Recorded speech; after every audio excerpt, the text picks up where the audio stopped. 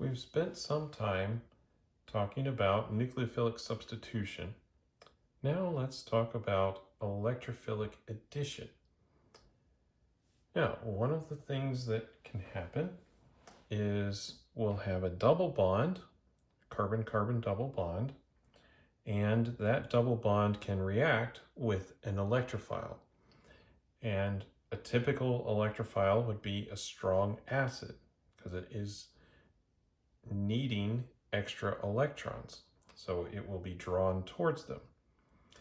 Now, I've drawn some molecular orbitals in increasing orbital energies here, and this first one down here is the sigma bond. The next one is the pi bond. Then we have the pi antibonding orbital, and we'll have the sigma antibonding orbital. Now, one of the things that makes these pi bonds, or carbon-carbon double bond, or triple bond material so reactive is that this orbital here has a significant number of electron density, amount of it, and it's a little bit higher in energy than the sigma bond is. And so these electrons are more accessible. They're further away. These electrons tend to concentrate in between the two carbons in that sigma bond, the direct overlap. Whereas here, they're a little further away. And again, they're higher in energy. So it's just a little easier for these to react.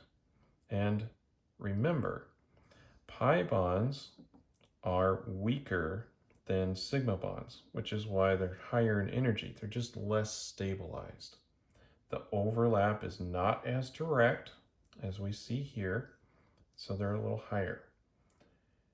Now, just for completion, I've drawn the pi antibonding orbital and the sigma antibonding orbital, and you can see here that there is no overlap in between in these two cases.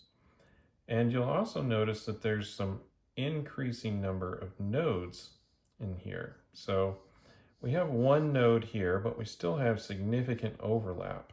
And a node is an area where there's no electron density. Up here we have a couple of nodes. And that makes this a little higher in energy. And then we have the sigma, which is higher still, but that's more due to it needing direct overlap. So we note here that electrophilic addition will happen from the pi bond towards an electrophile from using these electrons that are occupied in the pi orbital. And this can happen because the electrons here are a little higher in energy, so they're easier to react.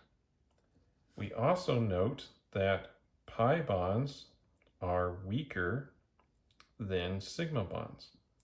So when we do an electrophilic addition, it's a little easier to break this bond, and we'll be making additional sigma bonds, effectively trading a pi bond for an additional sigma bond, which is energetically favorable process. So that's just a little introduction to electrophilic addition. Next, we'll be talking about the mechanism of this process.